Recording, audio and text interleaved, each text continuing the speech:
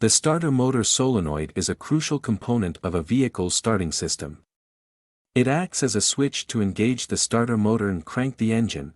Components: solenoid, typically a cylindrical device with an electromagnetic coil, contacts, metal pieces that connect or disconnect the circuit, plunger, a movable part that connects the battery to the starter motor, operation, ignition key turned.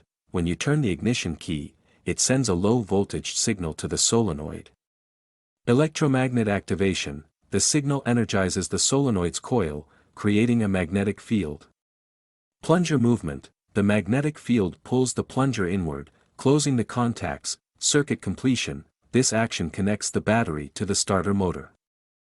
Allowing high current to flow. Starter motor engagement, the starter motor engages and turns the engine over. Engine starts.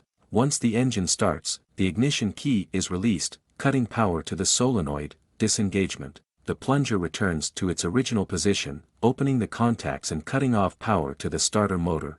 Common issues: clicking noise, indicates insufficient power reaching the solenoid, often due to a weak battery. No response, may suggest a faulty solenoid or wiring issues. Sticking solenoid, can cause the starter to remain engaged after the engine starts, leading to damage. Conclusion: understanding how a starter motor solenoid works can help you diagnose starting issues and determine if you need repairs or replacements.